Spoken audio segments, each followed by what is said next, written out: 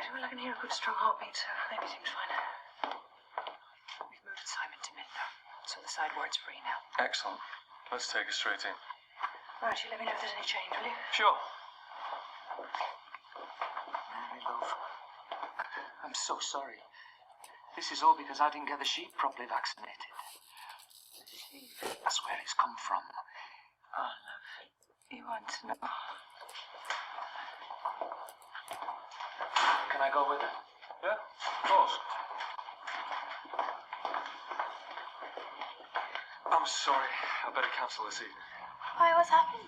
It's Simon's mother. I'm gonna wait with her till the fever breaks. Oh, okay. Well, good luck with that. Thanks. So this operation will allow me to be mobile a little longer in George's company. Exactly. Match with an aged wife, I meet and dole unequal laws unto a savage race. I heard that. Come, Sir Edward. 'Tis not too late to seek a newer world, but this one will have to be a little closer to home. I'm impressed, Mr. Rose. You know your Tennyson. Well, since my horizons appear to have shrunk, when can you do it? I can add you to tomorrow's list. And we can admit you straight away. No, out of the question. I haven't brought anything with me. I'll fetch anything you need. Keep him in here before he changes his mind. I hear the train a-comin', it's rolling around the bend, and I ain't seen the sunshine since I don't know when. I'm stuck in Folsom Prison, and time keeps dragging on. This is nice. Yeah, we should do it more often. Oh, well, no, sorry, after you. So this is your local, is it? Yeah, pretty much, yeah. Come on, all hands on deck. I need to borrow you for the rest of the evening. Oh, you going, Alan? We need you and all. You're the one with the car. What? Anything I can do to help, you said. Yeah, you did, you know. All right. Alan, you meet us back at the hospital. Make sure the coast is clear. What about me? Sorry, love. That's man's work. Come on.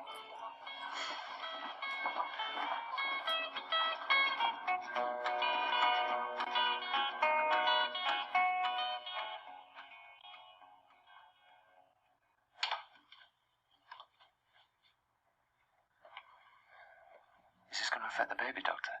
Well, it shouldn't do, no. Mary's immune system should be able to fight the infection off.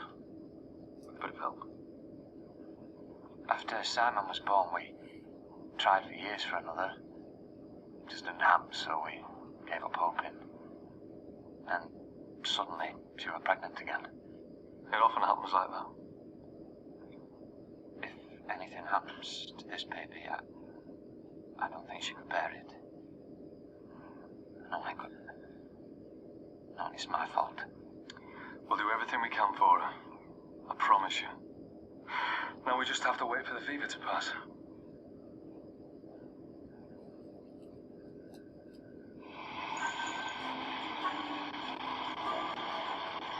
Come in. Nearly there. Come in. Whoa!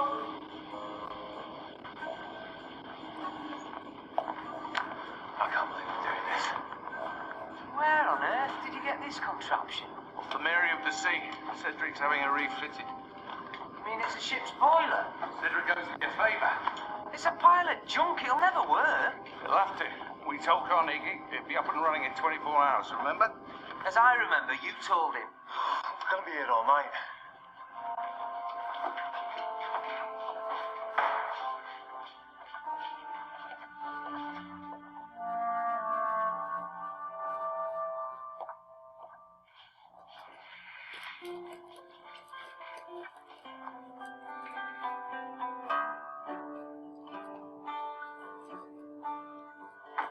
Peridots and periwinkle bromedalians, gilded galleons spilled across the ocean floor. somewhere in the sea, and he will find where. Never mind their questions, there's no answer for.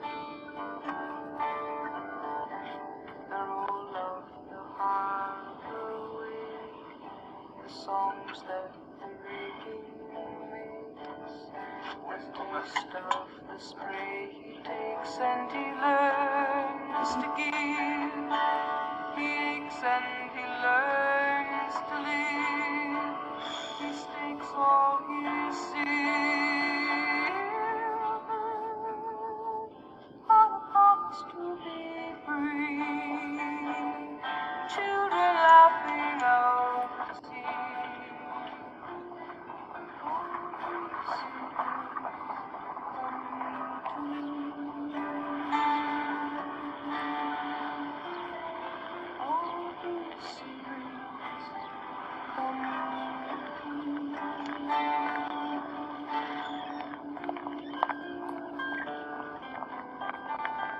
Another day humping buckets of water around then. How was your evening? Well, I got stood up. Here's your neighbour Bobby. Stood up too. Jack and Alan whisked him away on some mystery errand.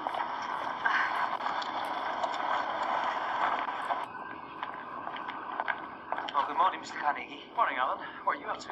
Oh, I'm just fixing the sluice in the laundry. Just backing up a bit. Have you seen Jack about today? No? Well, when you do, tell him I want to see him. When are we expecting the people from the DHA? You'll have to ask Jack.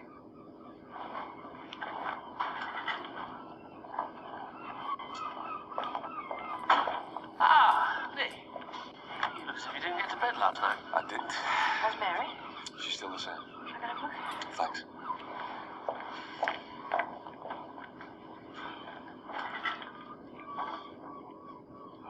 Once it's going, no one will be any the wiser. I can't relate to my shift, you know. Hey, we're on a deadline. Give us another hour, please. All right, but I thought I meant. Hey, Carnegie's looking for you. Well, we'll have to look a bit harder then. What are y'all doing down here? Fixing the boiler.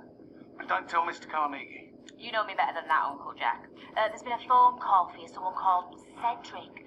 Said he's bringing some fur balls round. Ah, that would be a firebox. Temperature's come down overnight and seems much more lucid. Excellent. So, how are you feeling, Sam? Better. Can I go home?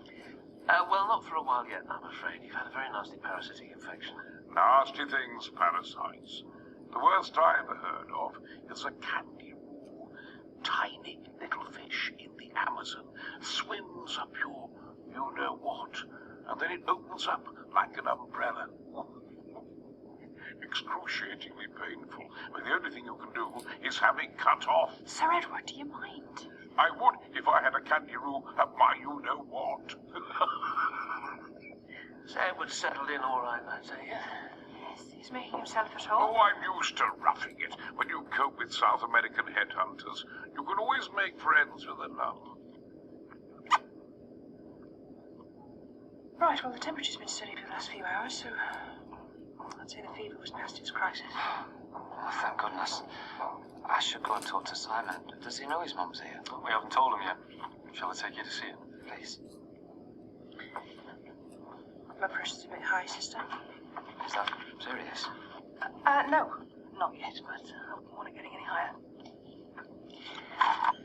So, where are you off to next, Sir Edward? Well, the operating theatre, apparently. No, I mean on your expedition, silly. Well, I was going to Mexico to find a bird. Oh, really? Which one? The Thunderbird. Thunderbirds are go! 5, 4, 3, 2... I don't follow. Thunderbirds of the telly. You know, International Rescue. The puppets. Well, I seem to have missed them somehow. But what do you think they're named after? I never really thought about it. It's a huge bird, and hardly anyone's ever seen it. Bigger than an eagle. Oh, much bigger. The Red Indians used to tell stories about it. And sometimes people think they've seen it in America even today. I mean, they talk about it carrying off dogs, even children. I seen a golden eagle. Have you now? And nobody believed me. Well, they are very rare. It was after a storm. Maybe it got blown down from Scotland. That's most interesting. Because in America, whenever people think they've seen the Thunderbird, it's always after a storm. So I think that maybe every now and again they're blown over the ocean from the Mexican jungle. Like my eagle. Exactly! Nurses, we have other patients to attend to. Sorry, sister. Mrs. Watts needs 15-minute obs in the side ward. Now, Simon's supposed to be getting his rest. You mustn't go getting him all worked up. I'm just telling him stories. You need to keep the knives down.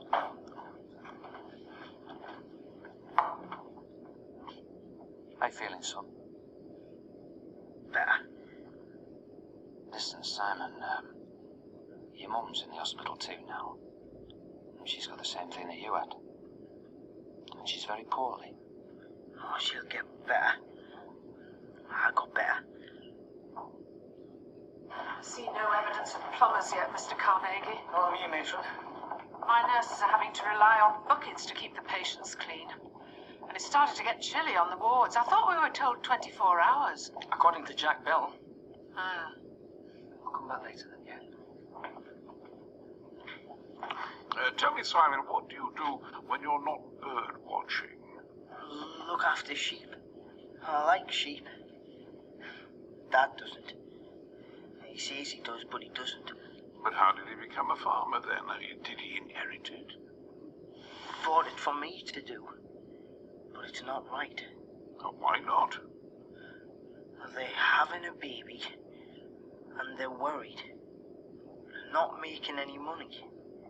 I see. They think I don't know. But I do. Because of me. Because I'm stupid. You behaving yourself? I'm being as good as gold. Ask the nun. I've been chatting to Simon here, keen bird watcher and observer of humanity. And my wife, George. Pleased to meet you. Oh, and you.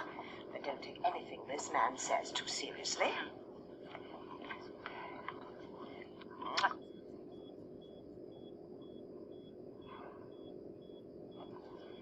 I don't like this. What?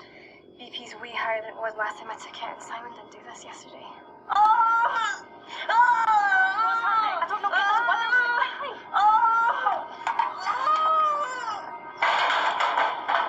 What's next? Come on, we're running out of time. Copper pipe in for the mains inlet and to connect the oil tank. There's some spare pipes in the outside store. Then fetch them quick. Go on. What's happening? She's fainted. BP is 190 over 110. This is very fast. Right, she's hemorrhaging. Oxygen, please. What's going on? She must have an abruption. The placenta's detaching from the uterus and she's bleeding out. Could you check for a fetal heartbeat, please, sister? Right, just give that to me, please. Could you call Dr. Burnett, please? Yes. I can hear a heartbeat. It's faint, but I can hear it. Right, let's get her down to theatre quickly as possible, please. What's happening? Mary? Mr. Watts, your wife is hemorrhaging. We need to deliver the baby as quickly as possible. Could you just step to one side, please? Mary? Mary, love.